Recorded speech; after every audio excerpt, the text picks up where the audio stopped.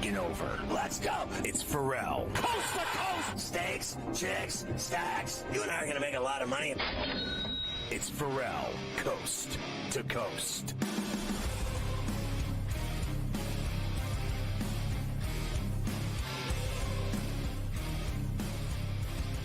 I always love to hook up with my boy Rich Sermonella with the Maxwell Minutes.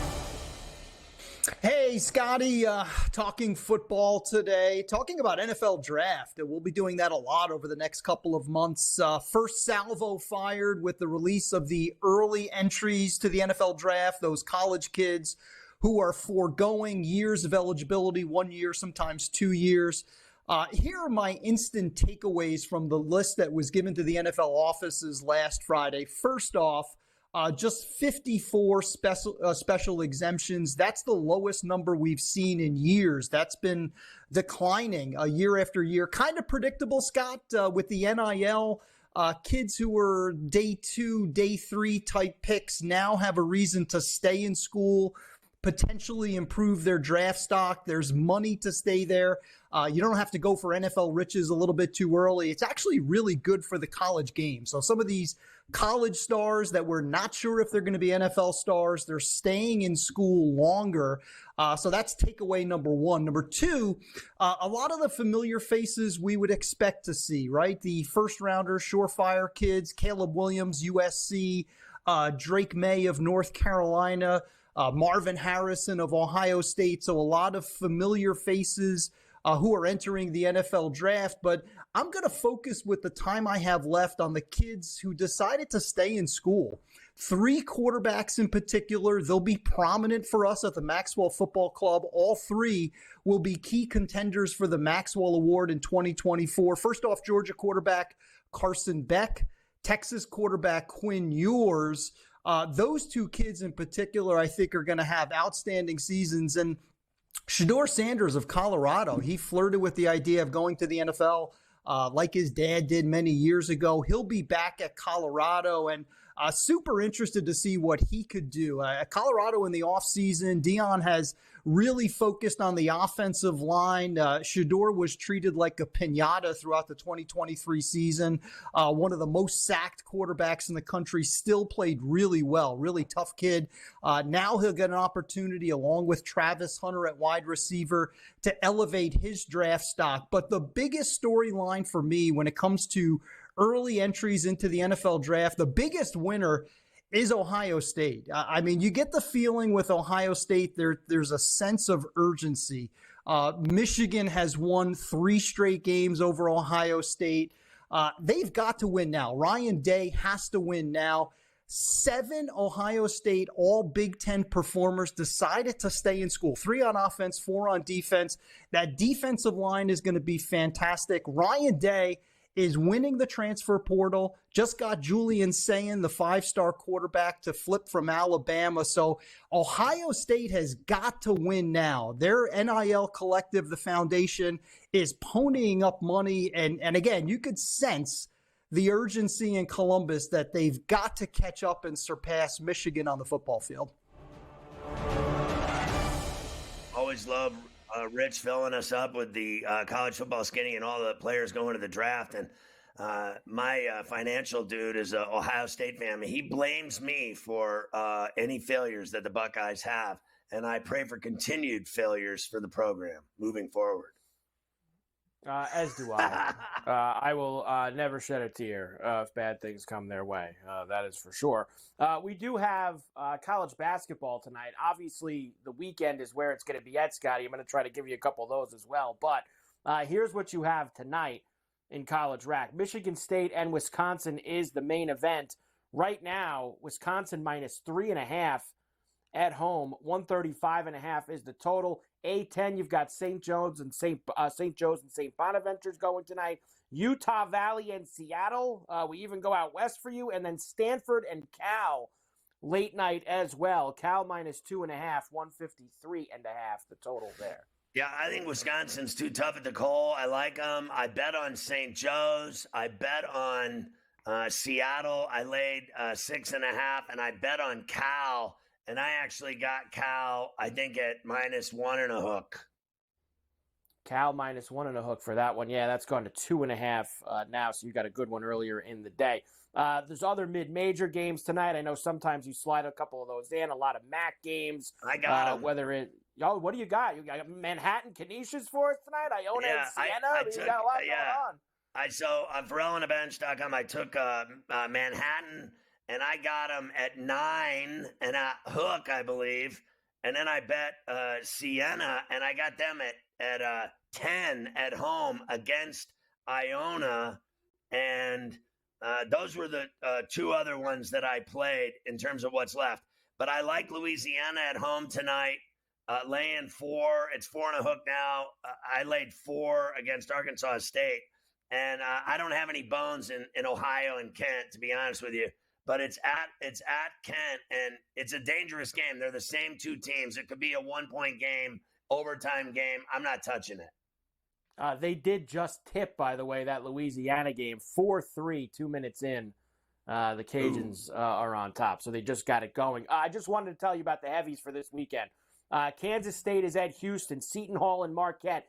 Kansas visits Ames at Iowa State on Saturday. You've got Texas Tech and Oklahoma, Texas BYU. Indiana, they are in Champaign to see Illinois, Clemson and Duke, TCU, Baylor, Arizona, Oregon. How about Arizona last night, Scotty? Losing to Oregon State on the road. What an awful loss that was for the Wildcats. Kentucky's at Arkansas as well Saturday night. DePaul and Creighton, Dayton and Richmond. A very good Saturday slate of college rack. Yeah, there's some real upset potential games here, Mike. Richmond Spiders with the big kid Quinn, the 7-footer at home in Richmond against Dayton. Boise at home against Utah State. Upset possibility there. Can Mississippi beat Auburn at Stark Vegas?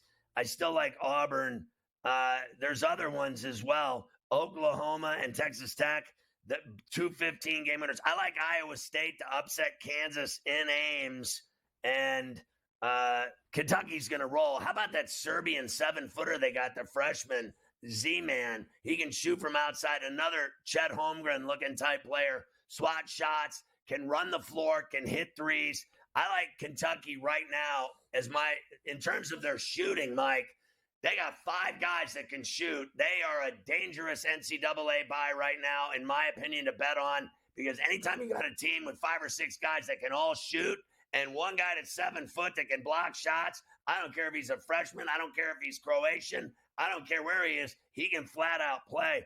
I think Oregon can beat Arizona tomorrow in Eugene, and I believe Florida State will knock off North Carolina in Tallahassee. Ooh, how about that? That would be a big one indeed. Number 1 and number 2 both play on Sunday. UConn is at home for Xavier. Purdue going to the State University of New Jersey on Sunday, Scotty. Purdue and Rutgers on Sunday. Look out.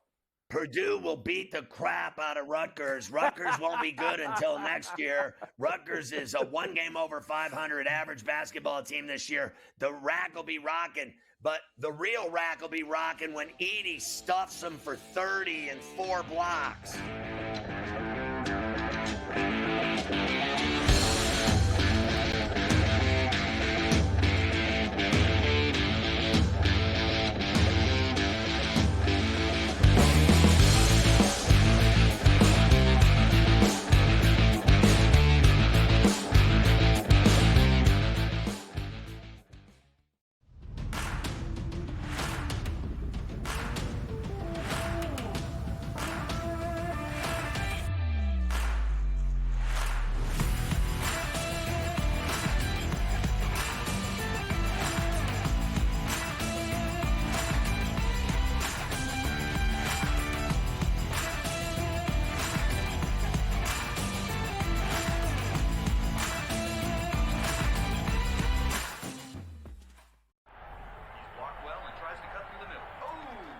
Your gut says Miami is going to win, and you should take the over. Your gut also said your NFT selfies would only go up in value. They didn't. But your head is on SportsGrid and knows the QB is in concussion protocol. The backup has a 45 QBR against the zone coverage. The New York D has the most sacks in the league. So yeah, trust your head. It's smarter to be on SportsGrid.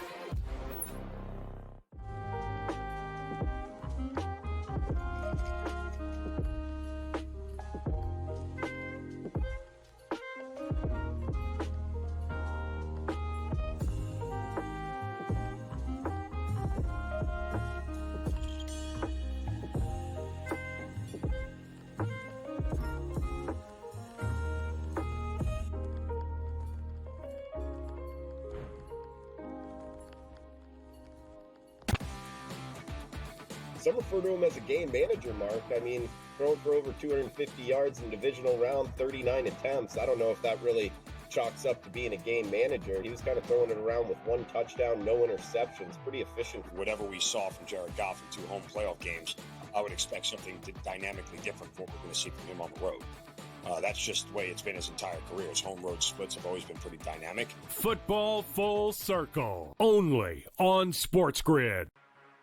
It's smarter to be on SportsGrid, your 24/7 sports wagering network.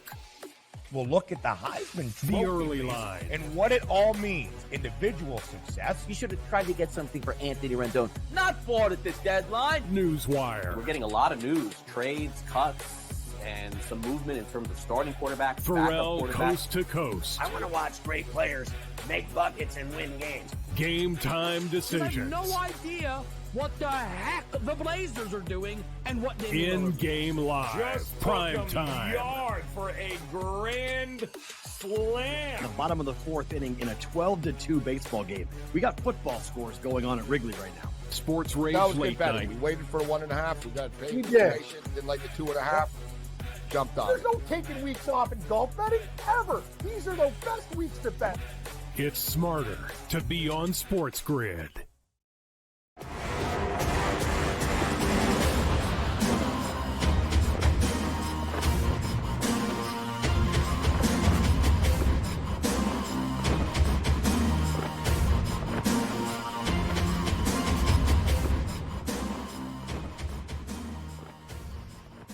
All right, Carver, how you ready to talk hockey?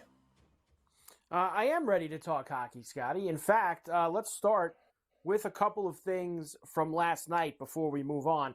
The Canadiens beat the Islanders 4-3. They had a 3-0 lead after the first period.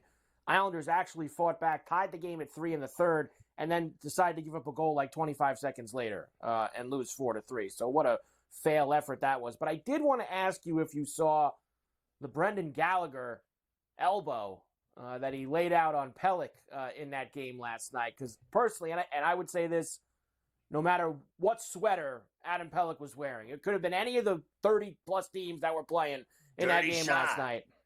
I thought, when you get the elbow and you extend it high like that as you're hit, not even like going, as you're coming across, and that elbow raises while the guy's head is on your elbow, that is absolute dirt right there. That is a dirty play by him. I'm sure they're probably not going to go heavy on him, but I would have gave him 10 games, 8 to 10 games I would have for a hit like that. Well, he's going to get something, and he's going to get fined, too, on top of it. He's going to get suspended and fined. It was definitely a cheap shot, dirty hit. That's why I sent it to you today. That was nonsense. You know, it is what it is. Guys do it all the time now. You see it, you know, once every couple weeks, every 2-3 weeks, you see somebody with a cheap shot, a dirty shot, and it is what it is. It's amazing that they can't get that out of the game at this point, but they certainly have not so far. Next, Oilers beat the Blackhawks 3-0. They were only like minus 650 favorites by the time it closed, so at least they were able to. We told you they could cover the 2.5, and they did. And it was scoreless after the first. It was a scoreless game after the first period, and then McDavid scored like 2 minutes into the second, and away they went from there. Stars were a nice live bet last night. They were down 3-2 early in the third against the Ducks. Ended up winning that game 4-3 in overtime. Canes beat the Devils 3-2. Wings beat the Flyers 3-0 as well, Sky. And a fail by Calgary. They lost at home to Columbus as well. What an awful. The Flames suck this year. Stay away from betting the Flames, one cost Scotty. me money that they blew that game in Saddle Dome against a crappy team. And Yep. I was laying a goal and a half. I got roasted on that game. Everything else I was hitting left and right. But I bet a lot on that game on the air, I told you, and I got burned on that. Tonight we have 4 games in hockey. Let's start at the Garden, where the Vegas Golden Knights finished their week-long trip in the New York City area, of course. Lost to the Devils the overtime game Monday. They beat the Islanders at the Horse Track. Now they finish it up at MSG against the Rangers. Right now, Rangers are up to now minus 160. Knights plus $135. 5.5 the total tonight. Yeah, I think that'll go over, and I think the Rangers will win on home ice. They're good. I mean, both of them are talented. Obviously, what is it, 29, 28 wins? Both of them are elite. I just think the Rangers are brutal in their building to beat. So, and not only that, they got this thing. This is like the other night. There was a 5.5 with Hellebuck, and it stayed under. I don't believe that in this game. I think they're both so talented they score goals in this game. I'll go over. They played a couple weeks ago in Vegas, same total, and they just got over it. They got over the 5.5 in Vegas when they played each other.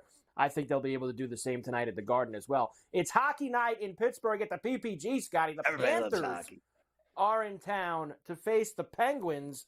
Panthers minus 125, Penguins plus 105, 6.5 the total. Well, the Penguins suck, so I'm going to bet on Florida. Yes. I love my Penguins. I love Crosby and the whole deal, but they're just not good. And Florida's just flat out better than them. And I know, I've talked to Joe Ranieri about it. They haven't been playing well, blah, blah, blah, blah, blah. They're better than the Penguins when they're drunk. Penguins, they are better than the Penguins. And the Panthers have been playing. They've played a lot better recently. I know they had one bad stretch, but the Panthers have been playing some pretty good hockey. 2 years in a row, no playoffs for the Penguins? If they didn't make it this year, it would be 2 years in a row. No wonder that chick calls me once a week to see if I want season tickets. I've told her 40 times I live in New York City. She's still trying to sell me season tickets. It's one thing when it's 8 Steeler games. You can't pawn off 41 Penguin games. It's a big difference. 41 nights as opposed to 8 nights. Listen, Mike, there's a difference. Like all right, so I don't have little kids like you do, but if I lived in Pittsburgh and my entire life, I went to every game. I went to every single Penguin game every night with my dad, 41 games a year for my entire life. If I lived there now, and let's say hypothetically retired there or something like that in a few years, who knows? It's not exactly paradise, Pittsburgh, but I would live there just for the Steelers and Penguins alone and Pirates. Like my old man, I would go every night, even if they suck, because my entire life I went every night and they sucked my entire life. They didn't win it till 91. And then, I grew up in the 70s and 80s watching them lose to the Islanders 15,000 times. So I would go every night, even if they suck. The Kings have been playing awful hockey. They are in Colorado against the Avalanche. Minus 145 for Colorado here, plus $1.20 for LA. 6.5 the total. I feel like, Scotty, this is short. Like, with how bad the Kings have been playing, I feel like the Avalanche should be bigger favorites in this game. It's a little fishy to me, to be quite honest with you. Well, if you drive home fishy, you could be the catch of the day. I'll take the Avalanche no matter what the price is. The Kings are done. They've been done for 2 months. And I bet the over today, over 6.5 goals. So I'm on Colorado scoring 5 themselves. I like that. I can go with you on the over. Let's get the over out there in Colorado. And finally, the Blues are in Seattle against the Kraken. Blues actually won in Vancouver the other night, Scotty, which was a good win for them. Minus 175 for the Kraken, plus 145 for the Blues now, and a flat 6 total. Now, look, they're hot, and they're not Edmonton hot, but the Blues are hot, and I'm going to bet them, and I did bet them today, plus $1.35 to win in Seattle against the Smoke Kraken. There you go. 4 games on the ice tonight for you in the NHL. Let's go and get it done. A couple of other things to clean up before you do the double shot with Adam Kaplan to get us out of here for the week. The Farmers Insurance Open going on at Torrey Pines. Beautiful Torrey Pines, the South Course this weekend. And right now they are in the 3rd round. Jaeger bombs. Steven Jaeger at 13 under is in the lead. Thomas Dietrich at 12 under. Nikolai Højgaard at 10 under. Matthew Pavon, who I don't even know, is also at 10 under. Here's the problem this week, Scotty. And I saw some people talking about this, like how Liv is taking guys like, this is a tough board here. I mean, the Crow Flies, Cootie, Taylor Pendrith, Ricky Shelton, Taylor Montgomery. Finally, who do we I found bet on? Vander Schaffler. I don't care about all this. Who do we bet on? You're the one that makes us money golf betting. I don't care about. I've never heard of any of these guys except Højgaard, and you're the one that told me who he was because I didn't know who he was either.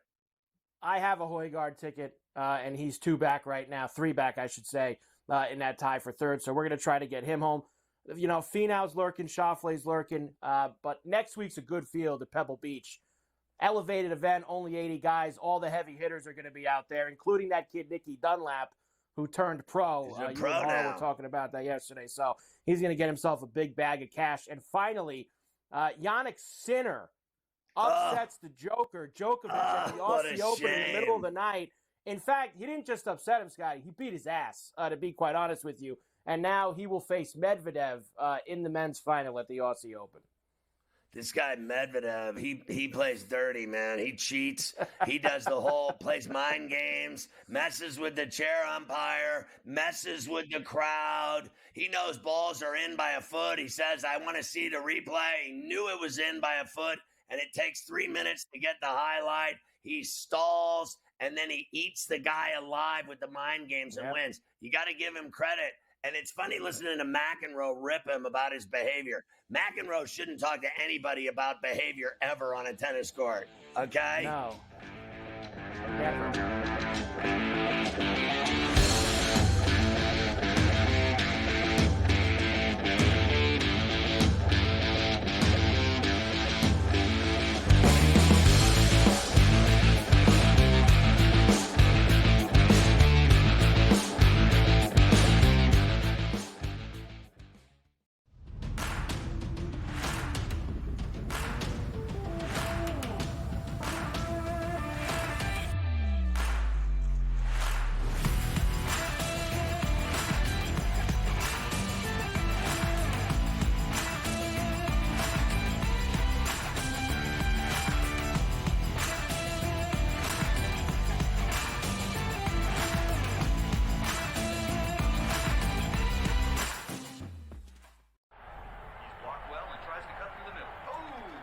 Your gut says Miami is going to win, and you should take the over. Your gut also said your NFT selfies would only go up in value. They didn't. But your head is on SportsGrid and knows the QB is in concussion protocol. The backup has a 45 QBR against the zone coverage. The New York D has the most sacks in the league. So yeah, trust your head. It's smarter to be on SportsGrid.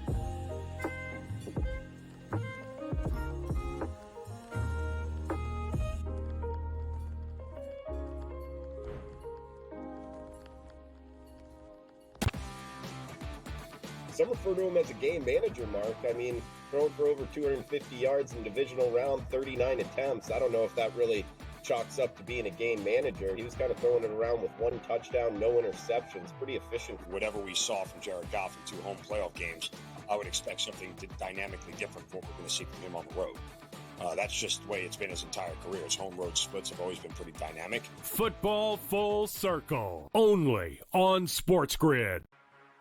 It's smarter to be on SportsGrid, your 24/7 sports wagering network.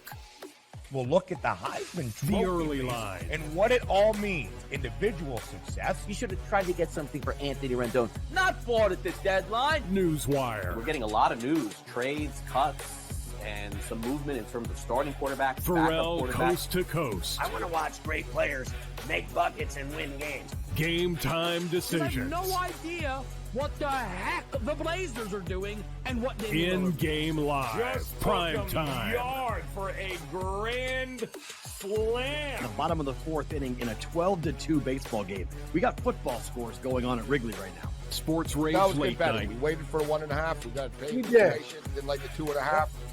Jumped on There's it. no taking weeks off in golf betting ever. These are the best weeks to bet. It's smarter to be on SportsGrid.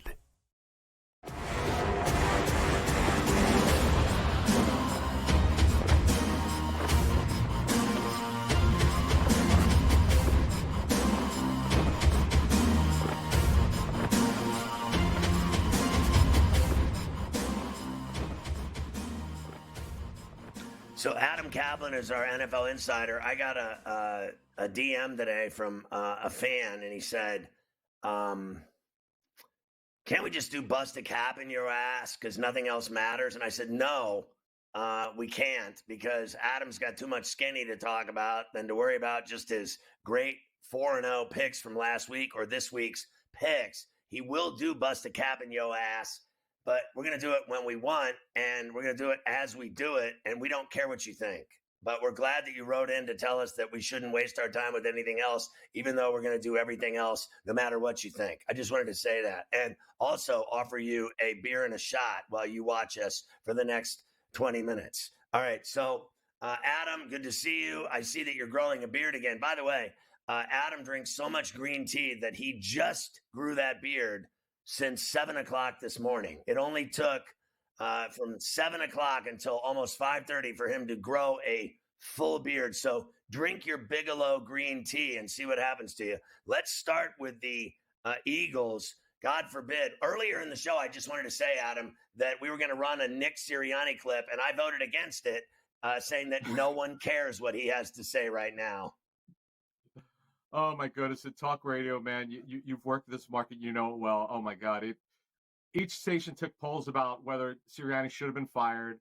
By the way, over 50%. Now, it started like 80%, then it got lower and lower and lower after the press conference, which he and Howie Roseman, the GM, had. But bottom line is he's going to be the head coach going forward, at least for this season. He's still under contract, no change there. But Ferrall, you know these teams. You know the way it goes. When you lose two good coordinators, and Eagles lost Jonathan Gannon, their D coordinator, after last season, to the Cardinals, and Shane Steichen, of course, to the Colts. They replaced him with two guys who were really inexperienced at this level, calling plays. And the Eagles did something that I have not heard this before, that a team that went to the Super Bowl fired the coordinators after the next season. That just doesn't happen, but it did. And one of the guys that they wanted last year was Vic Fangio, who agreed to terms with the Dolphins. And then in the interim, the Eagles tried to get him to change his mind, but he did not. And Vic coached the Dolphins defense. And by the way, the Eagles have actually had some good success against Vic over the years when he's been a D coordinator, whether it was with the Bears and the Dolphins, and also when he was the Broncos head coach. But they got their man as soon as he mutually agreed, and they did, with Mike McDaniel, that he was going to leave. And he is from the Scranton area, which is less than 2 hours away from Philly. He came back home.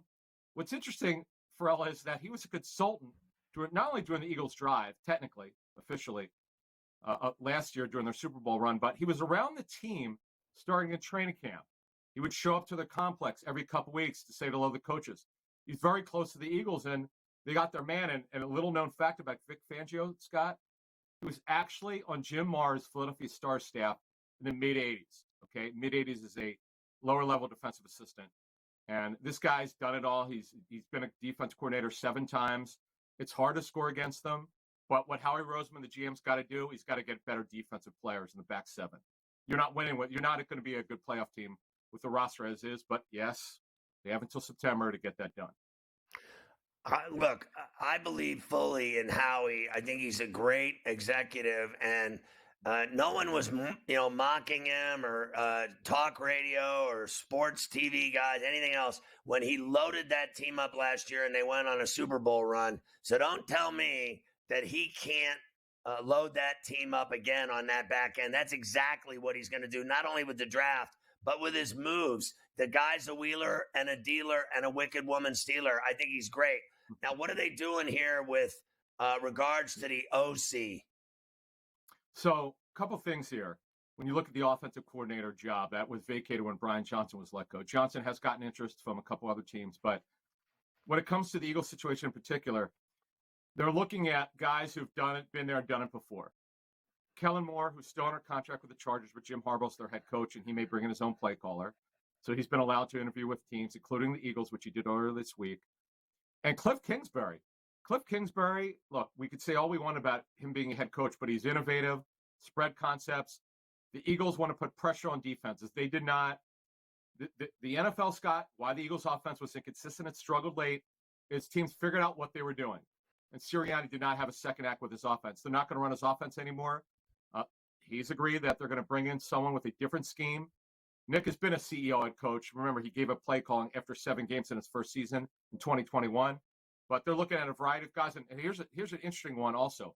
They want to look at guys from the West Coast tree. Gerard Johnson, a former NFL journeyman quarterback, who was the quarterback's coach for the Texans. He worked for Bobby Slowick.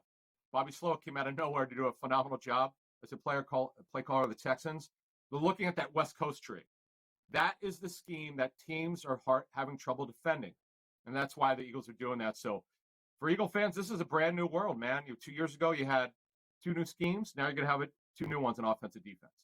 I got to be honest with you. I wish, frankly, at the very least, the Steelers would interview Kingsbury and Moore. To be honest with you, it is beyond me, these guys that they bring in to interview. I mean, it's gone from hack to hack city in terms of their coordinators. I just don't understand at all, frankly, what Khan is doing with these hires, or even Tomlin for that matter. These other guys like Kingsbury and Moore are better than anyone they've brought in there to talk about their offense. And then let's talk about the Lions, because if Ben Johnson leaves and everyone has been saying, you and others, that he's going to get that job in D.C., what happens to the Lions there with that position? And I'm glad we brought this up, because we that's why we talked about the Philly situation. You see what happens when you lose a great play caller. Ben Johnson is another guy that never called plays before, and like Bobby Slowick, but Ben Johnson was a positional coach, then a passing game coordinator. And remember, Anthony Lynn was actually Dan Campbell's first offense coordinator. That didn't work. He fired him after year 1. He promoted Ben Johnson from being a passing game coordinator. Again, he never called plays. He's a young guy, and he's been incredible. And you always concern what happens when you revitalize a quarterback like Jared Goff, who left L.A. He kind of fell in hard times. He's revitalized his career under Ben Johnson. So he's got Mark Brunell as the quarterback's coach, who's done a great job. But the guy that they really like, I know other teams like, is Taylor Engstrad, who's their passing game coordinator, replaced Ben Johnson in that area. Now, he's older. He's like 4 or 5 years older than Ben Johnson. He's an experienced guy. He's been coaching at college level and pro level for a while. That's a guy to keep an eye on. Tanner Engstrad, who would probably be the in-house candidate. But the bottom line with Ben Johnson is, if he leaves, it's going to be hard, because you not only look at Goff, look at their running game. Look at Amon-Ra St. Brown, who's been absolutely incredible as a 4th-round pick. This is what happens sometimes when you lose great coaches. It's hard to replace them. And this is something that the Lions are probably going to have to deal with once their season is over. And for them, they're hoping it's not going to be over for about 3 weeks. Well, the rumor that you talk about Johnson in D.C., you still like him better than a Vrabel or a Belichick? And I think Belichick's jobs are toast. He's not getting one. He's, I think, TV bound. But we'll see if that plays out. He might just go sailing. But do you think Vrabel is a better hire than Ben Johnson? And one thing about Vrabel is that he's a little bit more forward-thinking. He got married with Derrick Henry in the running game. He had to run. When you have Derrick Henry, you're running the football. Talking to coaches there were certain things he wanted to do if he could. But again, it had to start with the running game. As I understand it, though, Vrabel's a little bit more forward-thinking than you think. He would be a dark horse for that job. But again, Ben Johnson, from what I understand, talking to people who know the situation, Adam Peters wants his own guy. That's why Belichick's not there. Adam Peters is their new GM. He's got personnel control. He wants to do things his way. And Ben Johnson, though, because they got to figure out what they're going to do at quarterback. And that team, though, needs a lot of work, particularly on their offensive line. And remember, they need 2 new defensive ends. Why? They traded them. So they're in a little bit of a semi-rebuild there. Yeah, I don't know. They're big-time new ownership group, big-time valuation of the franchise, worth $6+ billion. And then and I got to tell you, you're hiring some guy, Ben Johnson, who's got a great rep now, that suddenly he's this star coach. And I got to tell you, Vrabel's already proven what he can do. And this guy, so you're going to give him all the credit for what Goff and Ross St. Brown and Gibbs and Laporta, and I won't deny he's done a great job. But if you got a franchise worth that much money and you want something big time, you're going to go with some coordinator who's never done it before. Good luck. All right, let's talk about the Mark Andrews situation. Oh, this is good. Now, what's interesting about this one, John Harbaugh hinted when Mark Andrews had that severe high ankle sprain and ligament damage back on November 16th, basically over 3 months ago, he said, listen, just hang on here. He might be able to come back if we make a deep playoff run. And here we are as we fast forward. Yes, He's going to make a playoff run here. He's going to play. He was activated off IR today. In fact, he started practicing last week, but it was a conditioning issue. He took all the reps this week. He's good to go. And Ferrall, this helps them run 12 personnel, which means 2 receivers, 2 tight ends, and run 1 running back. And Isaiah Likely, you and I talked about him last week. He did score in that great touchdown catch. We reach over the DB. This gives them great personnel against Andy Reid and, of course, Steve Spagnuolo's defense. And that's just another layer to Baltimore's explosive offense under Todd Monken, who's done a great job. Look, I think Likely is enormous, and he's got great hands. He went upstairs to snag that ball. You know I like Higgins, guys that get up and catch it and yank it down. I think Likely's as dangerous as Andrews. I know people say Andrews better, but not an injured Andrews who's been out compared to the guy that's been in rhythm and playing and catching touchdowns. No question. Likely is a move tight end. Also, you can line him up in the slot. Getting Andrews back is a game changer to me, man. I'm telling you. You put him and Likely on the field. How are you going to stop him? OBJ is healthy, by the way. Not on the injury report. Bateman's finally healthy. Zay Flowers is tremendous in the slot. Oh, boy, we'll be talking about who we like in that game after this one. All right, so when we come back, Adam's got news coming out of California on Deebo on Coast to Coast.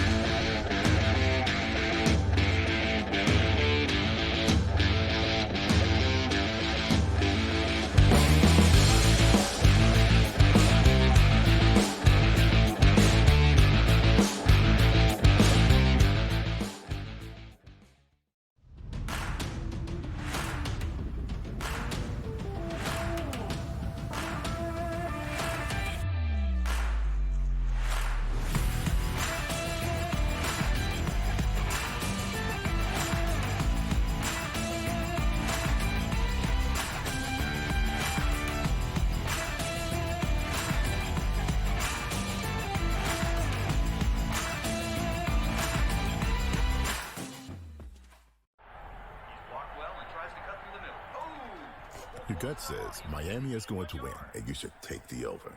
Your gut also said your NFT selfies would only go up in value. They didn't. But your head is on SportsGrid and knows the QB is in concussion protocol. The backup has a 45 QBR against the zone coverage. The New York D has the most sacks in the league. So yeah, trust your head. It's smarter to be on SportsGrid.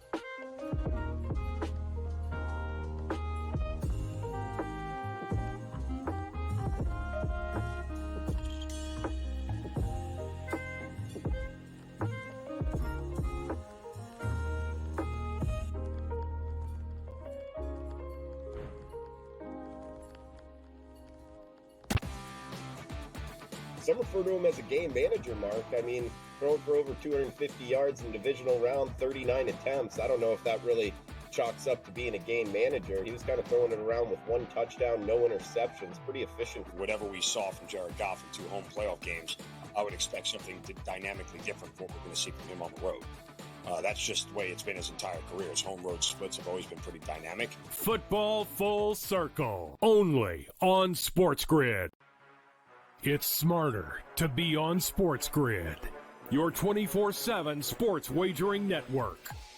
Well, look at the Heisman Trophy. The early line. And what it all means. Individual success. You should have tried to get something for Anthony Rendon. Not bought at the deadline. Newswire. We're getting a lot of news. Trades, cuts, and some movement in terms of starting quarterbacks. Ferrall coast to coast. I want to watch great players make buckets and win games. Game time decisions. I have no idea what the heck the Blazers are doing and what they in-game live. Just prime time. Yard for a grand slam. The bottom of the 4th inning in a 12-2 baseball game. We got football scores going on at Wrigley right now. Sports Rage That was late better. night. We waited for 1.5. We got paid. We did. Didn't like the 2.5. Jumped on There's it. no taking weeks off in golf betting ever. These are the best weeks to bet. It's smarter to be on SportsGrid.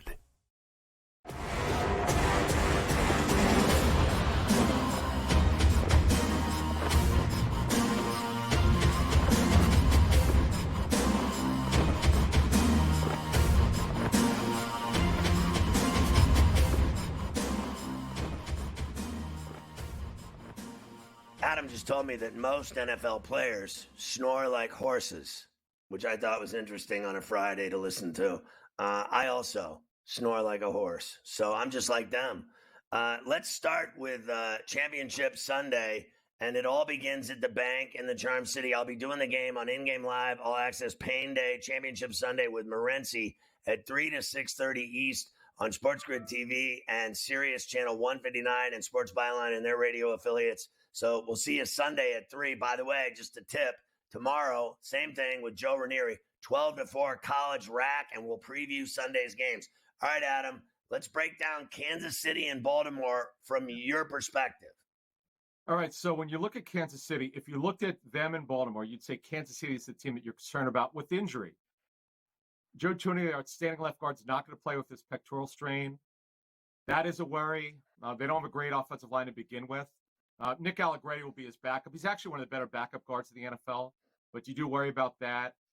Here's the good news, though. Isaiah Pacheco, now he gave them a scare because he's had toe problems, but he's going to play with the toe and ankle injuries. I know they're listing as questionable, but as I understand it, they expect him to play. And he's been absolutely phenomenal, the former 7th-round pick out of Rutgers. And they will run the football. If they can do it, they'll run it.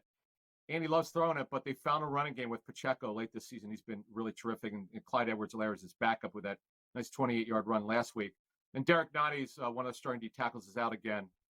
But the big one here is Thuney. That does worry me a little bit as they travel. And by the way, it's going to rain less. The forecast changes. We're going to have rain again in Baltimore, 60 to 70% chance of rain throughout the game. But it's not like, and I keep telling you this, it's not like both quarterbacks haven't played in rainy conditions before. Both have. I've seen them do it. It's all about wind. It's not going to be too windy, so I'm not overly concerned about the rain. Except for fumbles. You know, you get hit with a wet ball, guys fumble the ball. That's just all there is to it. And it's simple. To me, if you fumble the ball 5 minutes into the fourth quarter, you might not be going to the Super Bowl. Yeah. But in terms of throwing it, yes. As long as they could grip it, they could throw it. But you're correct, because it's actually easier to punch it out because the running back, though they're holding it, it's slippery. And that's what you worry about. Now, with the Ravens, we mentioned earlier about Mark Andrews, and that's great. This is a big one for defense. Marlon Humphrey, their star corner, he's had this calf injury for several weeks. In and out of lineup, he had a setback some weeks ago. He's expected to play, and that is absolutely huge because he's their best cover corner. When they play man coverage, when Mike McDonald, their outstanding deep coordinator, decides they're going to play man coverage, they'll play some. It's going to be Humphrey on Rashee Rice. You could book that. That's going to happen. And Rashee Rice has been awesome. See, the thing that I worry about in this game, we'll handicap it later, but the thing about the Chiefs is they're just not deep enough at receiver. It's Rashee Rice, it's Valdez-Scantling with a shot play, and it's obviously Kelsey, who scored twice last week. And that's it. And that's something that Brett Veach and Andy Reid are going to have to kind of solve next offseason. They're going to have to add receivers in free agency in the draft. Do you really believe that because I have a hard time believing that Humphreys will be, frankly, 100% in that football game. Now, I've heard all I can take about he's going to be, you said he's going to be on Rice. He's back. This is big news. It is big news. But my problem is that all it takes trying to guard a kid like that who's lightning. I mean, Rice is their, fastest receiver at this point that's available, right? And all I know is guys with bad calves, all it takes is 1 second, and that bad calf comes rearing its ugly head again. You think your calf's fine until it's not again. Like, these things never heal when you think they do. They heal when they're good and ready, not when you think you're ready. Right. And as a hooper, man, when you have not been out there for a while and you try to stop and start, and by the way, on rainy turf, that would worry me a little bit for Marlon Humphrey. Now, if something were to happen to him in the game, it's Ronald Darby, who won a Super Bowl with the Eagles in 2017. He's more of a journeyman quarterback, could run. He's a little bit older. But the bottom line is getting Humphrey back is big. In fact, this is the healthiest they've been in 2 months for Ferrall. Andrews is back on offense, which we talked about in the first segment. That's going to be huge to kind of pair him up with Isaiah Likely. Now, you go forward here with getting Marlon Humphrey back. This is the healthiest they're going to be. Now, look, anyone can have a setback at any time. I'm a little bit worried about the Chiefs' injuries, but they're good to go here, the Ravens. I'm glad to see this because this is going to be a fun game here. This is probably a lot of people's Super Bowl preview to start the season, and now you're going to get it. So Adam's dog is clearly saying that the Thuney injury is bigger than the Humphrey injury, and you heard his analysis throughout that segment. And I believe that the dog knows more than both of us. All right, let's shift to the Lions and Niners game in Stonewashed Jeans, Santa Clara. Yeah, and for the Lions here, listen, it's a situation where we talk about a team that's not healthy. Jonah Jackson, their left guard's out with his knee injury. You saw him last week get hurt. This worries me a little bit. Frank Ragnow has now 4 injuries. He's got a new one. He's going to play. He'll be in the lineup. You saw him leave briefly and come back. You're worried about him finishing the game. I get it. He's super tough. That does worry me. Now, the Lions offense is going to be the star of this game because defensively, Ferrall, you're always worried about their secondary. This, by the way, this is the healthiest they've been on defense all season. It's just offensively, they got a couple key linemen who are hurt. Now, Deebo Samuel, let's get to the Niners. He's been cleared to play. He's going to play. They don't practice a lot on Fridays, but he took all his reps. He's going to play. He doesn't even have a game status designation, which means he's not questionable or doubtful or out. He's going to play. The question now is, how long can he play? Can he last? He had the fractured shoulder blade earlier this season. He missed time. He came back from that. He's had a lot of injuries in his career, Ferrall. That's the one thing you worry about him. But you saw what happened when he left that game after 9 plays and didn't return. Their offense sputtered. He's the short area run after the catch West Coast offensive wide receiver. He's so important to what they do, and he's got to last in this game. He's got to play as much as he can and probably close to a full game if they're going to win, because I'm telling you, the Lions are putting up points in this game. That's not going to be the problem. The problem is, can the Lions secondary stop them? And that's going to be the biggest challenge for Detroit in this game, and I cannot wait for this one. Look, I think, it's simple for me that Detroit's got 2 things they got to do. They got to do a better job against tight ends. They got raked by Green Bay, and they look terrible against tight ends. They cannot let Kittle kill them. And the second thing I would do is my game plan for Campbell would be entirely surrounding lighting up Deebo Samuel. I mean, hit this guy every time you can, because I don't think he can take hits right now with that shoulder. They wouldn't let him back in that game last week, even though he wanted to go back in. He wanted to put the helmet on and get back in the game. And they knew that he couldn't take shots. And I think, I said this earlier, steel curtain 70s, intimidation. Campbell's that kind of guy. He said, we're going to do whatever it takes to win games, and that includes hitting people. I think they got to hit him, and they got to knock him out of the game, and then they can win the game. And by the way, when you look at the line situation, if you grade the run defense for the Niners, look what Aaron Jones did last week. Outside zone, toss right, 58 yards. The way you run against the Niners is you run on the outside, one cut, get upfield, and that is the way they're going to have to stay in this game. I like what he did say, though. Him and Ben Johnson got together. They said the way you're going to beat the Bucs is you're not going to run it, you're going to throw it. They came out throwing. That's the way you do it. You got to look at what you can do best at this time of the season, and the Lions could do both. They could run it and pass it, but the thing that really worries me is their secondary. They're getting torched. Mike Evans last week, Ferrall, he also had a drop. He destroyed them. I mean, their secondary has been a big problem. When they get to the offseason, they know it. If they want to be a Super Bowl team, they're going to have to fortify the cornerback position. They're not good enough there. We all know it. Do you believe that Hutchinson can get to Purdy and give him a headache and knock him on his ass? And frankly, I have to say that on their offensive line, I think and I know this sounds crazy, but I'm not interested in Ragnow with 4 injuries. His entire body is raked. He's got, you said it, ankle, toe, knee, back. I'm not interested in some guy, how tough he is. We all know Ragnow's tough. I don't want to play a guy with that many injuries. Frankly, I'd rather play someone that backs him up that's healthy than a guy that's that injured that's playing for pride. Yeah, but here's the thing. They are, and when you talk about depth, they have nothing left.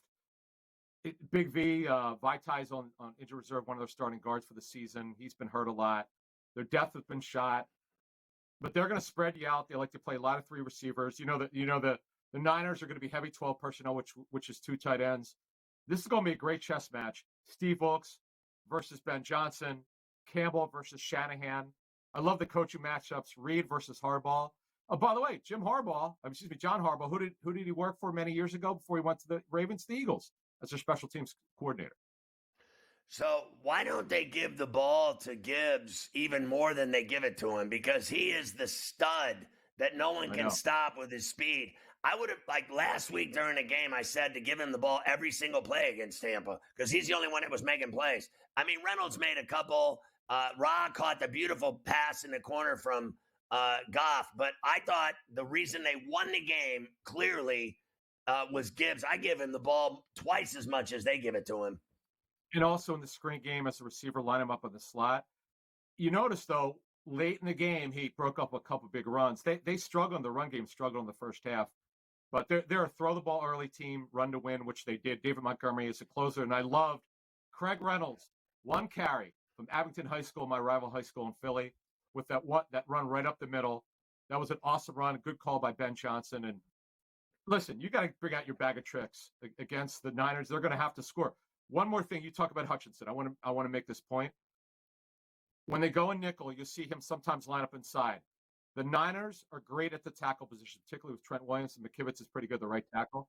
The way you get it done is you push inside where they're not as good in the interior. That's a good point you made. And watch them in nickel with Hutchinson line up over center. Mafia has reported to me that during high school, Adam was caught spray painting the other school's mascot with his team colors, and he had no clothes on. It's time for Bust a Cap in Yo Ass, where Adam unveils his picks against the spread in games of huge nature like these, the championship Sunday games. Let's start with Kansas City and Baltimore at the bank. Of course, it's moved to 4 in some houses. Baltimore favored by 4. And it's against 2 guys who really know each other pretty well, 2 Hall of Fame coaches. I like the Ravens to cover this number. Whoa. Yeah, last week, I went with the Chiefs. Whoa. Trying to build on my 4-0. I know it's going to be a tight game. Listen, 3.5, I feel a little bit better about it. It's going to be within 7, probably within 4 or 5. It's going to be a tight game. Nobody's playing better than the Ravens. The Chiefs, though, their offense struggles. I love that the Ravens are healthy now in defense. I like the Ravens. All right. The NFC title game is San Francisco laying 7 to the Lions. This is a big number here. I like the Lions to cover the 7. I know they're a little bit banged up. Here we go.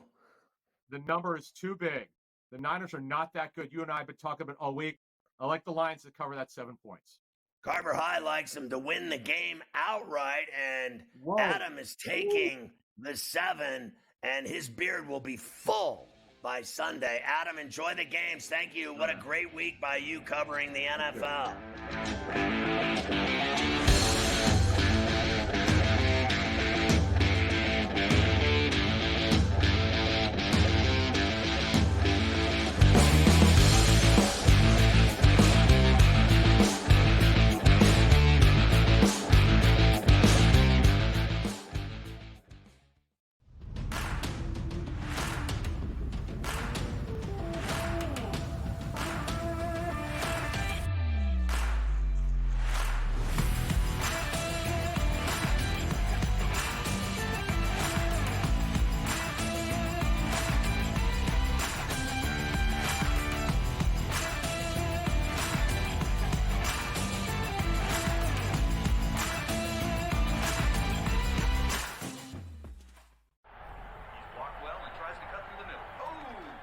Your gut says Miami is going to win, and you should take the over. Your gut also said your NFT selfies would only go up in value. They didn't. But your head is on SportsGrid and knows the QB is in concussion protocol. The backup has a 45 QBR against the zone coverage. The New York D has the most sacks in the league. So yeah, trust your head. It's smarter to be on SportsGrid.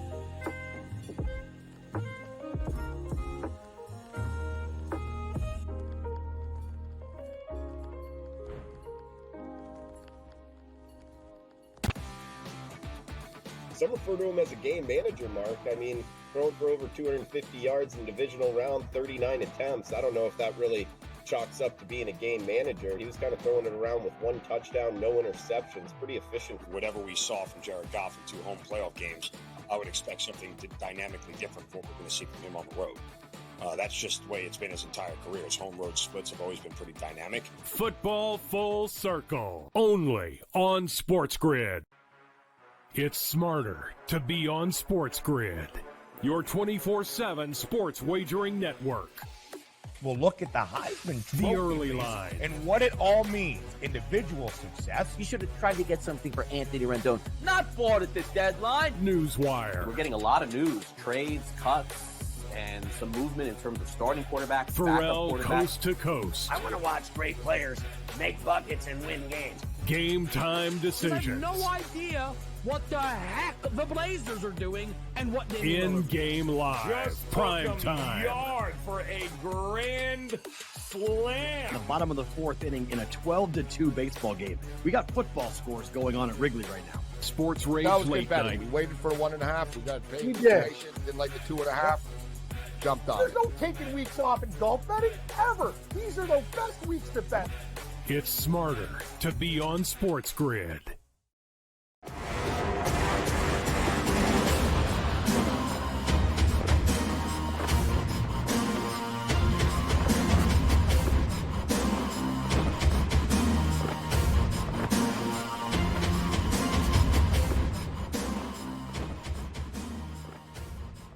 For all finish time, the anniversary of the Bears' 46-10 Super Bowl win over the Patriots today. I was at that game with my dad. Most vicious defense ever, the 85 Bears.